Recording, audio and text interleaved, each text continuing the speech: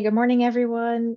We might still have some people joining a bit later on, but just wanted to introduce myself and our speakers first. I wanted to welcome you to this EPRC webinar. It's going to be the last one for this semester and we'll come back in September.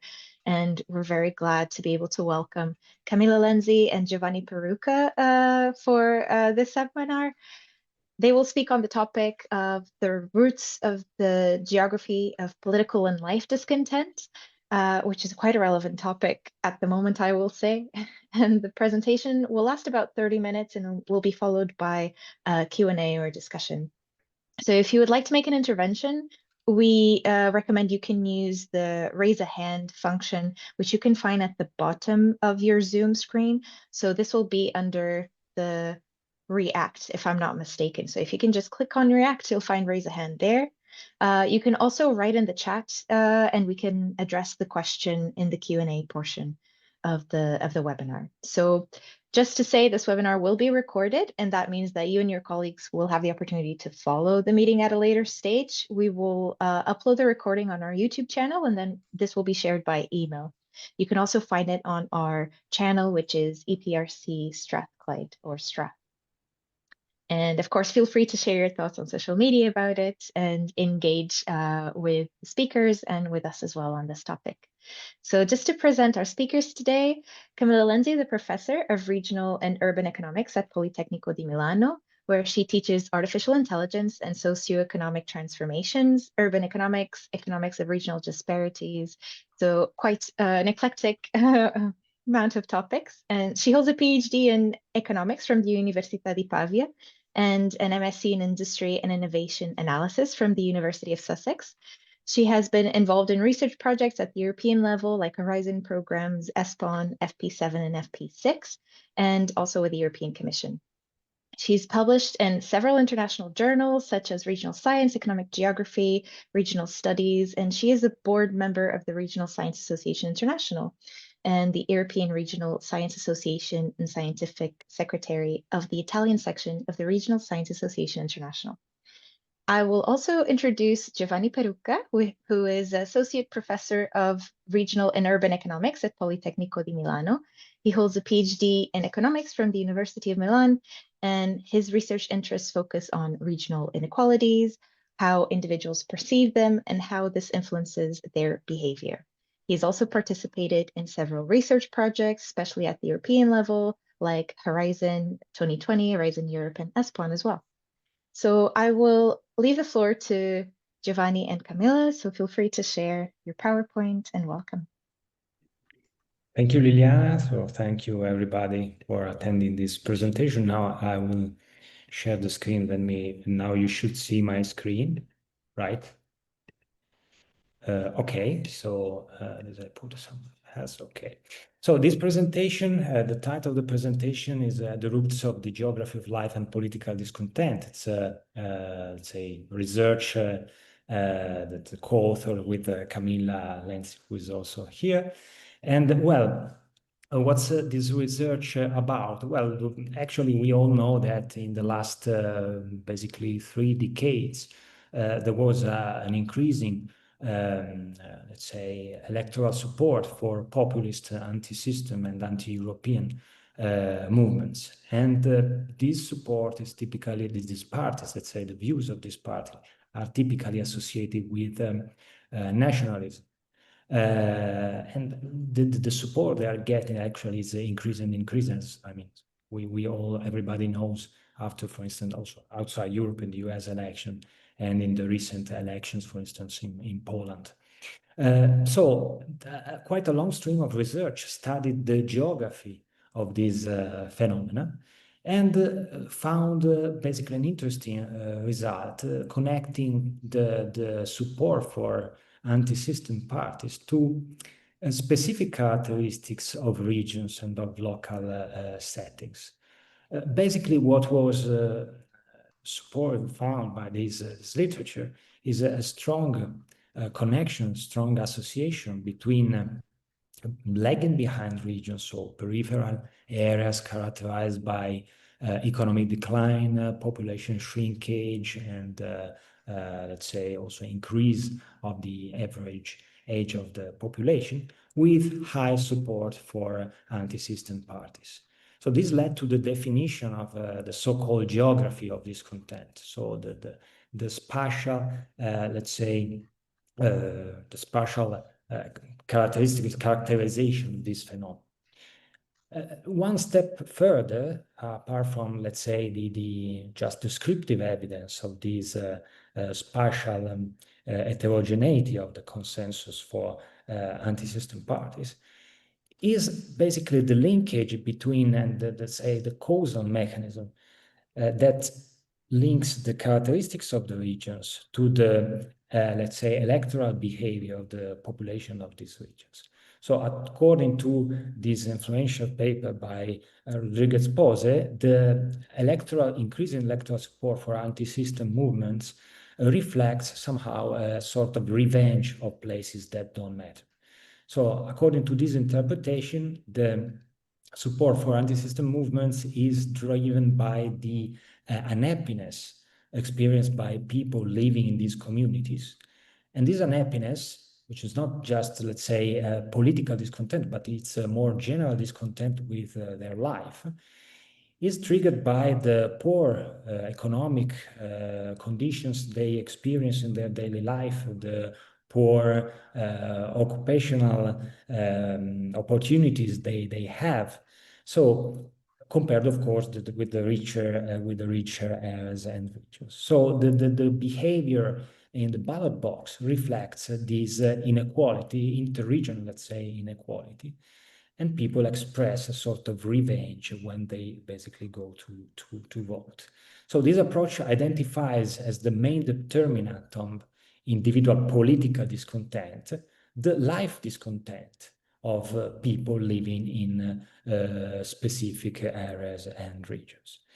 There is a quite rich evidence on this, so a rich evidence showing a strong association between anti-system support, anti-system party support, and poor regional, let's say, conditions, economic and job conditions. However, these studies are mostly using electoral data. So, of course, electoral data are anonymous. So what you observe is the share of votes going to some parties with respect to the total.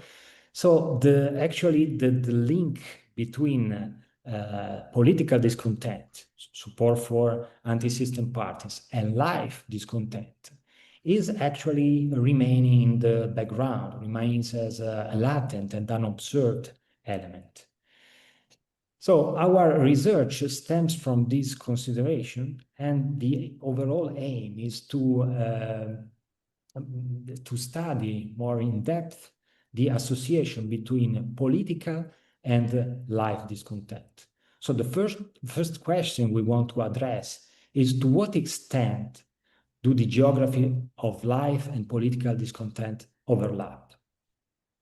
And second, if we observe any deviation for this overlapping, what we would expect based on the on previous literature, if we do observe any deviation from this overlap, what are the reasons of these deviations? So under which conditions does life dissatisfaction translate into protest voting?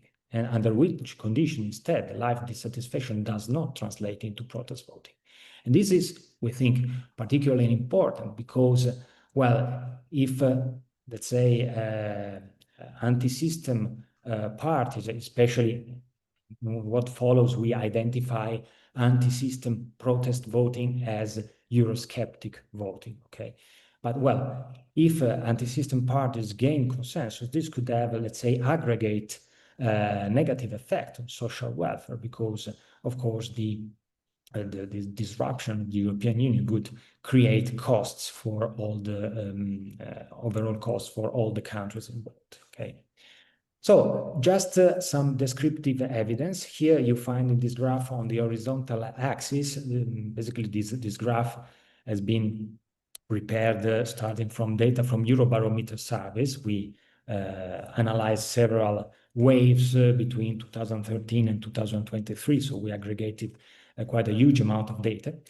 On the horizontal axis, you have the, let's say, level of individual discontent. A recurrent question in Eurobarometer survey is about how much satisfied are you with your life, okay? So on the left, you have low levels of discontent, so people reporting a quite happy life, and moving towards right, you increase basically the level of self-reported discontent. On the vertical axis, instead, you have the share of respondents trusting or not trusting the EU, so what we use as a measure of political discontent. And you can see that, well, on average, there is an overall positive association between life discontent and political discontent, because here on the left, you see that, well, these people are basically happy, the happiest of all, and the share of people trusting the EU is quite high. Moving rightwards, so increasing discontent, you see that the share of people trusting the EU is more and more shrinking. So overall, we can say that the literature, this suggests at least, that the literature on places that don't matter is right. I mean, there is an association between political life discontent. But we can ask ourselves how much this association holds across space. Here you have two maps of the UK. On the left, you see a map of life discontent, while on the right, you see a map of political discontent. Okay, life discontent is measured in 2015.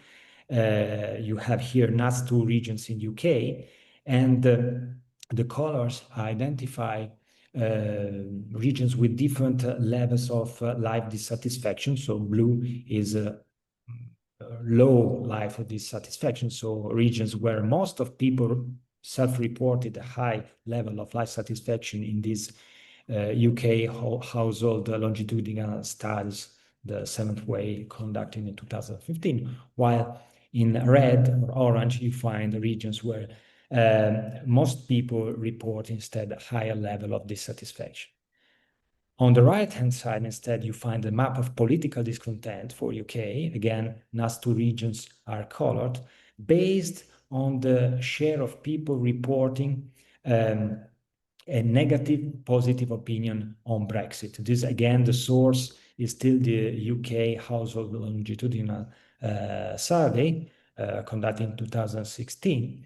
And the question was basically, do you think that the Brexit will have a positive impact on UK or a negative impact on UK? Okay, so the blue are those that, expect a negative impact on Brexit on UK, while in red, those that are expecting a positive impact on UK. And if you confront the two maps, you see that actually political discontent, so red regions here, are not exactly the red regions as far as the map on life discontent is concerned. Sometimes the colors are exactly the opposite. I mean, if you consider London, you see that, London is a region where most people self-reported a low level of life satisfaction, so they're rather dissatisfied with their life. But at the same time, they think that the Brexit will generate more costs than benefits, so they have a low level of political discontent. This can be basically seen more easily in these two graphs. On the left, we have a picture where basically we have the two axes. The origin of the axis is set on the average levels of political discontent on the horizontal axis and life discontent reported in these two surveys I mentioned before. And in this way, we were able to identify 4 groups of regions. So satisfied regions are basically those with low levels of life and political discontent. In the map, you see they are the green regions, and are quite clustered of a space. There is the whole Scotland included in this group. the area surrounding London and the north part of England, where the largest city is Leeds. Then you have the opposite, so discontent regions, those with high level of both political and life discontent, okay? And here they are, in the map, they are colored in gray. And you see that these areas are basically areas, let's say, on the eastern western coast of UK. Then you have the life discontent regions, so regions with a high level of life discontent, but with a low level of political discontent. They are mostly large cities. You have here London, Birmingham, and Manchester.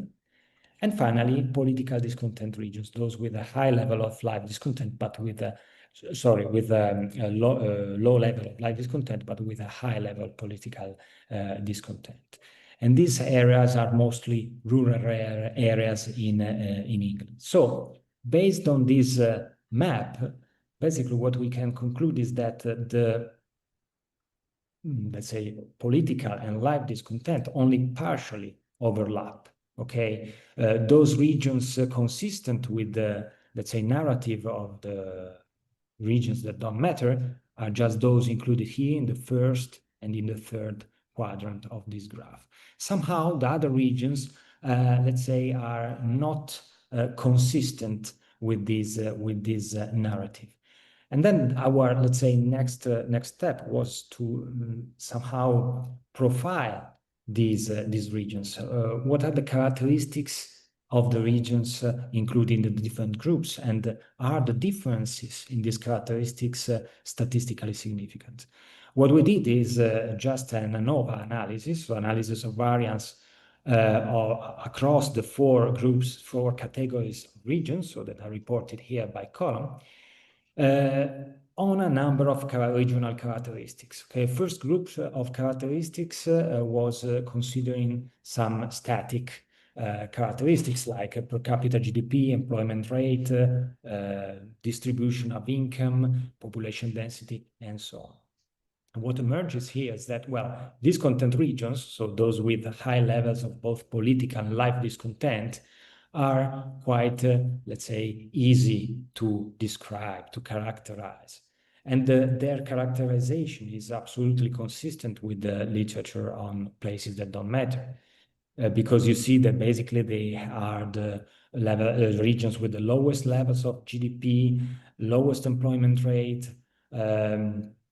lowest levels of population with tertiary education, and so on. On the other hand, what is not so much consistent with that narrative is that, well, one would expect that the counterpart of discontent regions to be the satisfied regions, no? The regions with low levels of both life and political discontent. Instead, the regions, the richest regions, those with providing the best job opportunities and so on, are those included in the life discontent regions category. So basically the yellow regions here in the map. We're not surprised about that, because actually this category includes the largest cities in UK, so those with highest levels of GDP, employment rate, and so on. It's much more difficult, it's much less clear, the characterization of the satisfied regions, so regions with both low levels of both political and life discontent, that apparently are not really characterized by highest or lowest levels of any of these indicators, apart from the low level of British identity.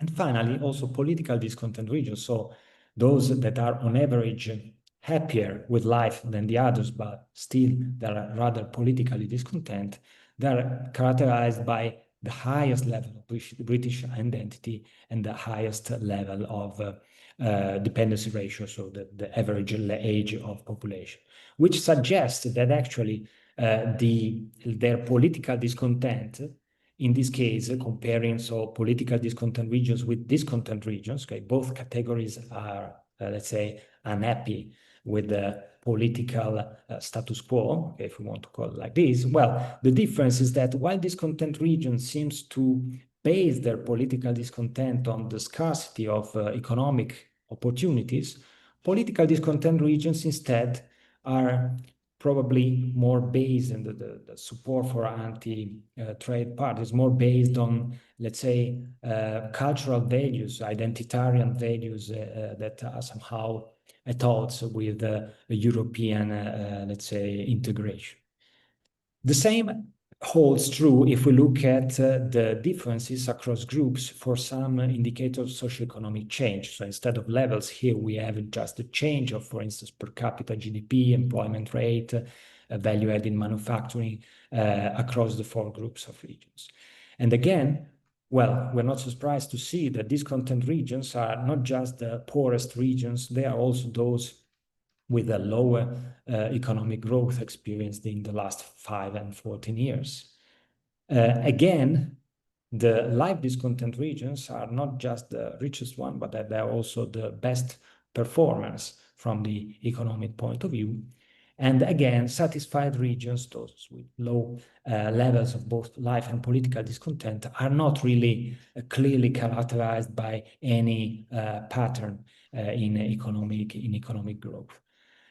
Political discontent regions, again, they don't perform much worse than the others, so they are not, let's say, lagging behind as discontent regions. They are even increasing somehow their level of manufacturing value added. So it's not exactly clear, again, what's the connection between their, let's say, characterization in terms of high political discontent and the characteristics of these regions.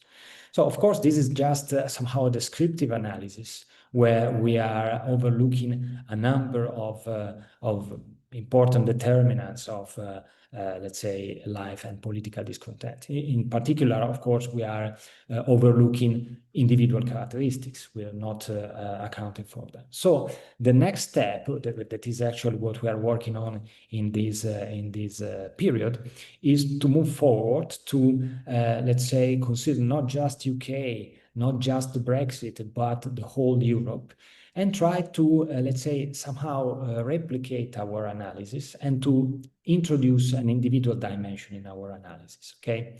So we move to the individual level, and we classify the respondents to 16 Eurobarometer surveys that were conducted between 2013 and 2023 into 4 mutually exclusive categories that are exactly, let's say, consistent with those I showed you before, based on the self-reported level of two dimensions, two measures. The first one is a measure of life discontent. Okay, in all these surveys, all these 16 surveys, respondents were asked about how much they are satisfied or not with their life.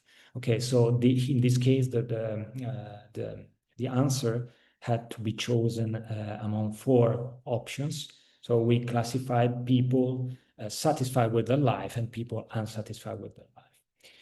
Second question, capture instead the political discontent, was about the level of trust that respondents have for the EU. So the question was just, tell me if you tend to trust or tend not to trust the EU. So it was already a dichotomous choice that the respondent had to make. Okay, so in this way we were able to classify individual respondents in the 4 categories: those with low life and political discontent, so those that reply, I'm happy with my life and I trust the European Union; those, the opposite category, that are discontent with both life and political let's say, field, and the intermediate categories, okay?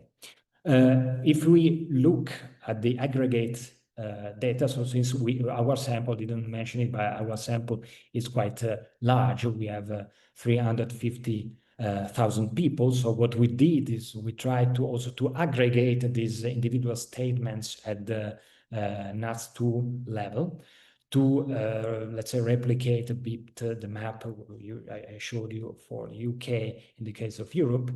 And as you see, this is the result. Okay, the colors and the definitions are consistent with those of the previous maps. So you have discontent regions with low levels of both political and life discontent. The opposite, satisfied regions with high level low levels of both life and political discontent, and the intermediate categories. Okay, and as you see, there are of course quite strong country fixed effects. For instance, in Northern Europe, Spain, but also there is quite a huge variance across regions and within countries. However, our goal is to, as I said, move at the individual level, and we try to, let's say, again, profile the four categories of individuals. Based on what? Well, on some individual characteristics of the respondents, on some regional characteristics of the settings where they live, because Eurobarometer provides also information about that, and of course controlling for time fixed effects and country fixed effects. Okay, so we used a multinomial logit model to study the relationship between each discontent categories and these characteristics. Okay.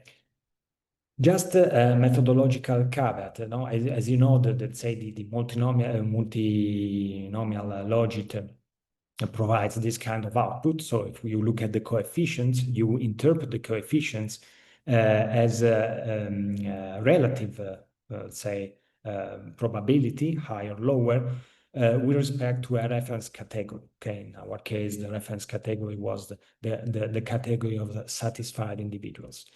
Well, to interpret this coefficient, we calculated marginal effects, so to measure actual probabilities. Okay, you see that these marginal effects are reported here in this table. Just an example for the coefficient of counterattachment. Counterattachment is a measure at the individual level, a dummy variable, basically equal to 1 if the individual is more attached to her country than to Europe. Okay, and equal to 0 instead if this is not the case. Okay, you see that these numbers here, they tell you the absolute probability of people, for instance, here with high counterattachment with respect to Europe to fall within each of these two categories. But what we are interested in is to calculate the differences, okay, between these two values, so between the no and the yes categories within each group of individuals. So for instance, this number 0.114 tells you that the probability of being politically discontent is on average about 11.4 percentage points higher for individuals attached to their country compared with those not attached. Okay, and this allows us to basically understand how much these say individual characteristics are associated with one of these categories of people. Okay, so we basically perform this kind of analysis for all the individual and contextual characteristics included in our model, and we were able in this way to identify the individual and contextual characteristics that are strongly associated with each of our four categories. Okay, you see that here on the horizontal axis you have an increase in political discontent, on the vertical one you have the increase in life discontent. So if we start from these categories, the category of satisfying individuals, well, here basically what we find is not very, it's quite, let's say, expected. So you find here individuals who are young, student, highly skilled, attached to Europe, and living in communities that at the aggregate level, they reflect these individual conditions. So rich communities with low unemployment rates and without a strong characterization in terms of urbanization. If we consider instead people with high life discontent, so these two categories in the upper part of the table, so life discontent individuals and discontent individuals, the interesting thing is that if we look at their individual characteristics, these people are quite similar. In both categories, we find low-skilled people, unemployed people with economic difficulties, so with difficulties in paying their bills at the end of the month. However, what discriminates between these two categories is the kind of community they're living. So life discontent individuals, they live typically in highly urbanized, so in large cities, with quite high unemployment rates, but low levels of, let's say, nationalism, of identitarian values.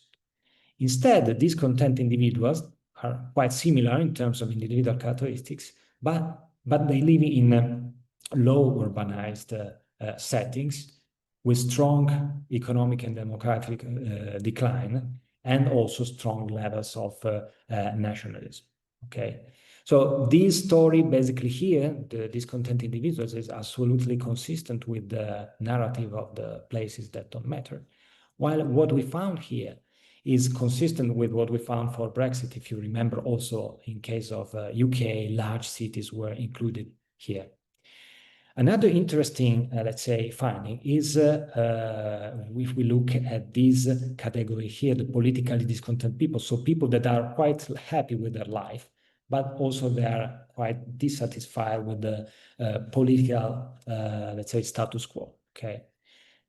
Compared with discontent individuals that are also, let's say, politically discontent, well, these people apparently do not base their electoral behavior on reasoning connected to any revenge for the poor opportunities the community has.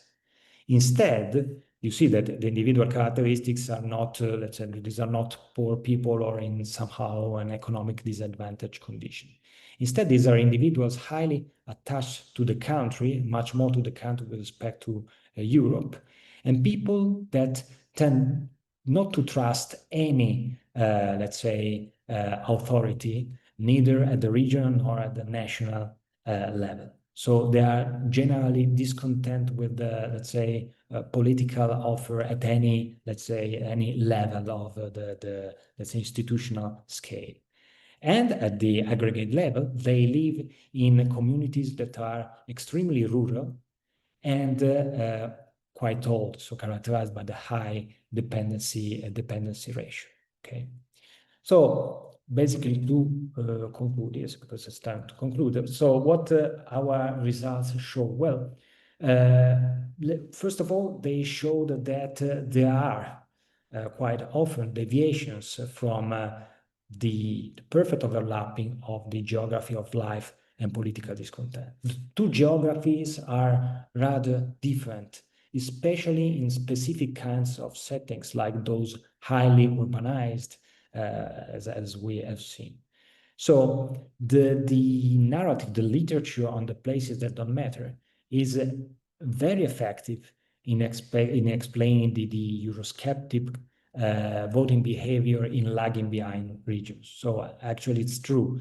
Probably people in their region somehow protest against the status quo and their lack of opportunities through the ballot box. However, this approach is less useful for the understanding of political discontent in other regions that are not characterized by economic decline, and in which actually the source of Euroscepticism seems to be more connected to social values and beliefs than the poor economic opportunities that the population there has to face.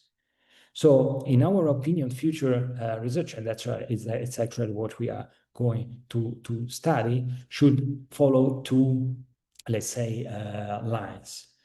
The first one is the inclusion in our set of contextual conditions of some measures of within regional inequalities. In some other previous research we made on this topic, what we found is that actually within regional inequalities, so for instance, the distribution of income, not just the change over time or the average level of income, is a strong predictor of life discontent. So people do not care just about how much rich on average is their community, but also how much this wealth is unequally distributed. The study of this topic has some difficulties because data on like Gini index or these kind of measures over time are quite difficult to find, at least at the regional level for whole Europe. And the second, let's say, direction which we want to expand our research is the interaction between individual disadvantaged conditions, like the fact that you are unemployed, low skilled, you have economic difficulties every month, and some regional characteristics. Again, to go towards a deeper understanding of how the individual and contextual conditions interact and mediate the way in which individuals form their political, let's say, ideas and the perceptions of their own life. And this is it. So thank you for your attention, and for any question, that is welcome, of course. Thank you very much, Giovanni. That was a very interesting presentation, and I would like to now open the floor for discussion. Would it be okay, Giovanni, if you stop sharing so we can perhaps see everyone, and we can also share your emails in the chat so everyone can access them. Anyone has an immediate question at the moment? John? Yeah, thanks very much, Giovanni, and also Camilla. Thank you for the research. It was a really interesting presentation. I think it takes us further along the road in terms of understanding the relationships that you talked about. It sort of begs some quite important questions about the direction of policy. The work that Andres has done with Lewis and others has been quite important in, as we saw in the high-level group report and the presentations that Andres has made in justifying a focus of cohesion policy on left-behind regions, particularly sort of development trap regions. You acknowledge, of course, that is an important issue, but that there are other factors that are also playing a part. And I sort of wondered about what policy implications you draw from your research. And secondly, you talked a little bit about differences across countries. And I wonder to what extent, if we're thinking in terms of a differentiated approach for cohesion policy, what you think the policy implications are for different types of regions in terms of the mix of factors that explain different types of discontent.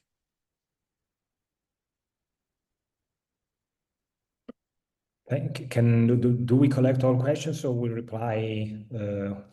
You can feel free to reply right now. Yes. Thank you, John, for your comments. So Camilla, also, if you want to intervene, of course. Well, I think that policy implications of our research, well, they are consistent with those suggested by Andres on the importance of redistributive policies within Europe, because for sure lagging behind regions are those where Eurosceptic support is propelled by the lack of opportunities. I mean, what we found is also consistent with this view. So reducing interregional inequalities is expected to also somehow help people to perceive in a better light the EU. Although this is not, let's say, so much automatic, as we remember from Cohesify project, is not, you cannot give for granted that people will perceive the benefits they get from cohesion policy, from these redistributive policies, and they maybe would not perceive that the source of these benefits is the membership in the EU. I mean, I think that also the recent electoral results, like in Poland or Hungary, I mean, countries that strongly benefited from their membership in the EU are quite surprising, no, if you think about it. So I think that as far as cohesion policy itself is concerned, well, if now the trend is towards a reduction of funding, is probably a mistake and potentially dangerous it might trigger even more this mechanism of let's say Eurosceptic feeding Eurosceptic feelings. However, probably in these settings, policies should let's say be more effective in let's say making people realize how much they get from these redistributive actions. About the differences across countries, yes, probably this is also connected to country-specific social values or cultural beliefs, I think, because what we saw, actually, we didn't report them, but still, even after controlling for all these individual and contextual characteristics, the coefficients and the science of the country dummies that were included in the model are still strongly significant. So there is some overlooked, I would say, probably cultural or something like this element that is explaining these different, these heterogeneous perceptions across countries. And maybe, yeah, just one thing I forgot about the policy implications. Our idea is that, well, apart from policies aimed to, let's say, redistribute the benefits of economic integration at the European level, so cohesion policy and so on, probably some other kinds of policies are needed in those regions where people perceive actually are quite happy with their life, but still they are discontent with the political scenario they are facing. So there are typically old societies with strong nationalism. So I will not, probably there you don't have necessarily redistributed policies, but somehow rural areas, so somehow to make them, I don't know how to say, more cosmopolitan, or to let's say work on their cultural beliefs and perceptions of integration. I don't know, Camilla, if you want. Yes, I think this last point is the nuance we add in the debate on the geography of discontent and the implications that Andres, Lewis, and all their team actually put forward, in the sense that discontent and the concerns in terms of democratic outcomes doesn't come just out of economic decline and interregional inequalities, but also stems from communities that are not actually left behind. So here the policy framing on which we have been working for quite a long time is challenged a lot, I think. And at the same time, there is another situation in which people actually perceive discontent with life, but still there is hope for future in terms of democratic outcomes. And these are perhaps the situations in which best practices can be, let's say, cherry-picked. And perhaps trying to understand how these, let's say, conditions in which life discontent has not yet turned into political discontent could be, let's say, cases to be studied and on which to learn something new with respect to the traditional and well accepted and shareable narrative of geography of discontent. Thank you very much, both. John, did you have a response to that? No, well, there's quite a lot we could probably discuss, but no, that's very helpful. Thank you. Thank you. Julia, you raised your hand. Feel free to Yeah, ask your thanks. question. So thank you, Giovanni and Camilla, for the presentation. I think it's a really very relevant distinction or analysis to compare the life discontent and the political discontent. So extremely interesting. Regarding, I think Giovanni's last reply to John's question also, that there are still national differences that seem to matter. Did you have a look, or I don't know, have you had a look at the role of media? So, for example, in Austria, I have the feeling that negative news sells. So if you read the most popular news website, wow, afterwards you feel that we have 2 climate catastrophes coming in tomorrow, that yeah, everything is bad. And somehow I have the feeling, and this is not based on I mean a bit on evidence, but I have the feeling that people feel really worse off than they are actually. We see this, for example, in data right now for last year, where inflation was not that high anymore, but private consumption was yeah, stagnating, which comes from uncertainty and so on and so forth. But I have somehow also the feeling, yeah, that media plays a role here, but that's maybe my personal feeling. But I would be interested if you have had a look at that. And it may be that there are national differences, right? But I don't know. Are there national differences in the degree of optimism or pessimism that media have? That would, I really don't know, but that would be my question. And have I seen it correctly that in discontent regions, the Gini index was lower, meaning more equality, right? So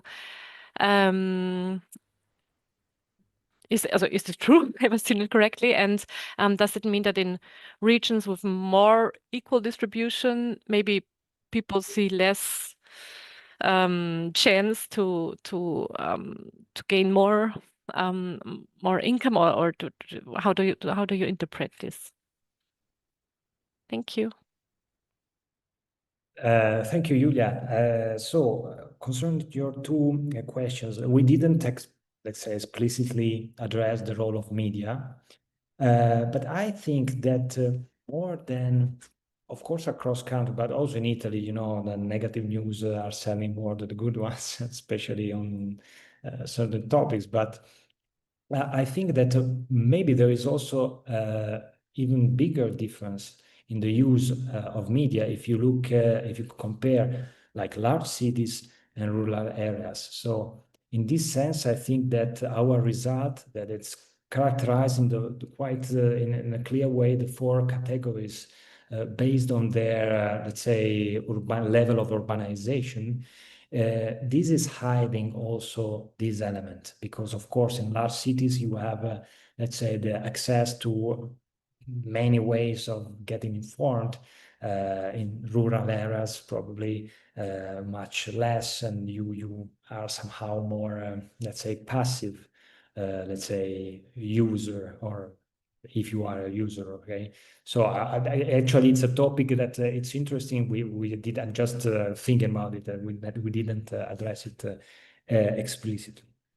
Then the other thing, the regions, yes, you're right. In the case of UK, actually, regions dissatisfied, so those with high levels of both life and political discontent, had also a lower Gini index. You know, the problem of these measures of inequalities is that they, you know, they tell you how much unequal is the distribution, but then you don't know if you, on average, you have a high income or low income. So these people, actually, it's true, let's say the income is quite homogeneously distributed, more homogeneously distributed than elsewhere, but on average, their income is the lowest. So I don't know in this case. So also it was there are just analysis of variance. So we would like to investigate this issue more, you know, in details, and checking how much the Gini index in relationship with different levels of income has an association with the 4 categories. So.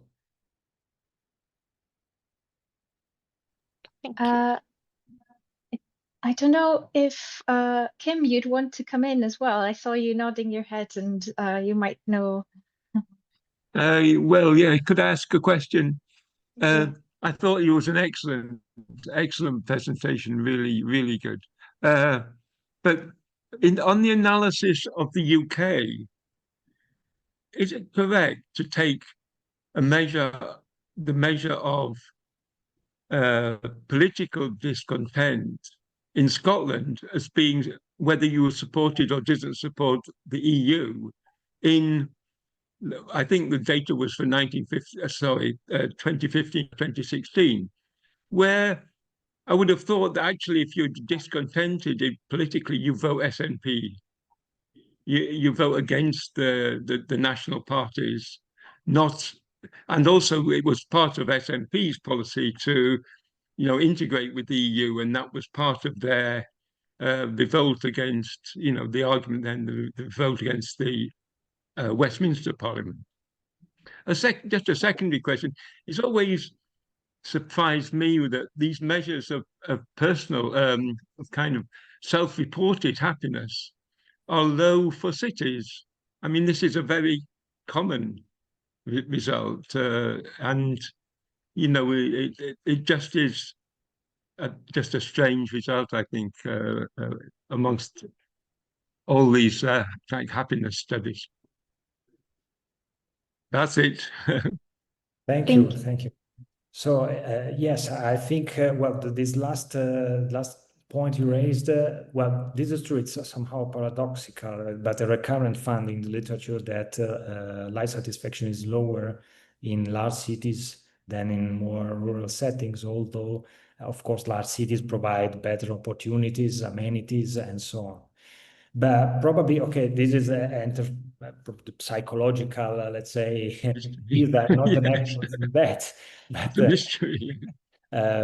People, I mean, first of all, in cities, you have also, let's say, direct confrontation with other people. So you build maybe higher expectations, and if you're not capable to fulfill these expectations, you feel, let's say, less happy than somebody instead has, let's say, lower expectations of life, and actually, we worked quite a lot in the past on this sort of paradoxical result. And what we found, we identified several factors. For instance, the distance to urbanized settings. So like we found, for instance, that the happiest people in the world are those that live outside the city, but not far away, so that they can easily commute and let's say enjoy the amenities, but then go back in a place where cost of living is lower and so on. So yes, this is still is not clear why the dissatisfaction is higher in cities, but you're right, it's a recurrent finding. Concerning, yes, the discontent, it's true that let's say as a measure of anti-system support, well, the opinion on Brexit maybe in Scotland is not the best measure. We needed a measure for the whole UK, so and we were making reference to the studies on Brexit that usually analyze voting behaviors in the whole country, and that's why we chose it. Yeah, you're right. That's why I would say this is not really a measure of let's say anti-system perceptions, but more of Eurosceptic views. Okay, it's true that it is not an anti-system measurement. Yeah, we agree actually. In the paper, that's why I think we discussed this point, if I'm right, Camilla. Yeah, and yes, this is true, and we did take this point in the paper, and as let's say partial correlation, the vote, the Euroscepticism view or pro-Europe view actually follow the divide Scotland versus the rest. So, I mean, there is a little bit of parallelism, I would say, parallelism. I just wondered if you'd thought about just taking out the data for Scotland, looking at the UK, these UK results. You mean take Just out if you were looking Scotland? at the UK results themselves, you know. Yes. Without Scotland, you mean? Yeah. Yeah.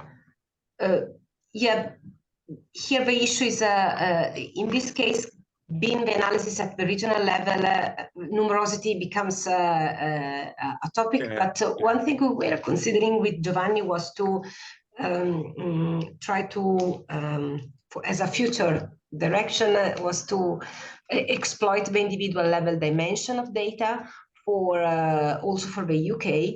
And so here we could tackle both points you're mentioning. So we could first take out Scotland, because we have a lot of observations, and second, we can make the comparison in terms of anti-system voting that you were proposing. We could accommodate both directions if we move to the individual level. Yes, and also, let's say another form of heterogeneity that now is completely overlooked, but it is the heterogeneity within, for instance, cities. Now we have no data to tackle this issue, but I mean, in the center and in the periphery of large cities, you are probably, for sure, you have extremely different political views. But also, so if you calculate the average, it seems that large cities are, I don't know, supporting the EU, less likely to vote for anti-system parties. But actually, if you move from the center to the periphery, the scenario completely changes. So that would be also very interesting if one has, let's say, somehow geolocated information on the respondents to study. Thanks. Yeah. Thank you, Kim. I don't know if there's anyone else that wants to ask another question. We're coming up to the hour. Ruth? Yeah, it's just, it's not so much a question really as a comment. Thank you very much. It's a really interesting presentation, but it slightly picks up on something that Julia mentioned. And I wondered, I have no idea how you would do this, but I wondered whether you had taken into account the notion of perception and comparison, because it seems, Julia said that it seems sometimes that there are, that regions are not actually economically as bad or socially as bad as people seem to think they are. And it's certainly something that emerged in the German government did an equivalent living conditions report for the first time last year, published it last year. It's a very big exercise in mapping equivalent living conditions across the country as a whole. And they set a statistical analysis against a quite big public consultation, and they asked broadly the same questions. And it definitely emerged from that there were areas where statistically everything didn't look so terrible, but perception-wise, the population still seemed really unhappy, and I think it has emerged at national level in other studies where it seems certainly it can be a trend in Eastern Germany where on the face of it, and I guess it picks up some of Kim's point about it's odd that cities seem to, to reflect a poorer. So it seems like it's not just your perception of where you're living, but it's also your perception of where you're living in comparison to your neighbour, or how quickly your neighbour's region has grown in comparison to yours. So I have no idea how you would build that into, but it seems that there's that sort of wider context. It's not just how am I doing, it's how am I doing in comparison to my neighbour. And both of those things have a perception element to it. You can perceive yourself to be doing worse than you actually are. And in addition to that, you can perceive yourself to be doing worse than you are in comparison to your neighbour. And both of those can have an impact on how you sense your discontent, and therefore the knock-on, as you've looked at in your study on political voting. So I'm not sure there's a question in there. It's just it was just something that occurred, but very interesting this morning. Thank you. No, thanks. I think it's a very good point because I not a political scientist, but my impression is that also these populist parties are, let's say, triggering comparison with other categories of group like Trump. What's he doing is like telling Americans, look, the immigrants are better off than you, and this is unfair. So we have to kick them out to make America great again. So this is all about comparisons between categories and rising expectations of people about what they should be instead of making maybe a miserable life. No, so this is an element that is really used. It would be very interesting to study the difficulty now and think about how to capture it and also how to somehow conceptualize it in the framework we have in mind. But I think maybe to measure, sometimes there are questions about expectations or in life or things like this. And it's it's a line that we never followed, but yeah, it would be very interesting to be addressed. Thank you. That also reminds me, I suppose, whenever we frame places as places that don't matter or places that are lagging behind, are also attributing this sort of narrative to them. So whether that's represented in the media or whether then that's talked about just casually, I think it's good to also keep in mind. I think since we've passed the hour, I just wanted to say thank you again to our presenter, Giovanni, and also his co-author, Camilla, for attending today, for presenting us their very interesting research and answering our questions. And thank you as well to all the participants for the engaging seminar. Like I said in the beginning, our seminar series is going to come back in September. And if you are interested in attending, just send us an email and we can add you to our mailing list. Thank you very much again, and I hope you have a great summer. Thank you. Thank you very much. Thank you. Bye. Bye. Bye-bye. Thank you. Good morning.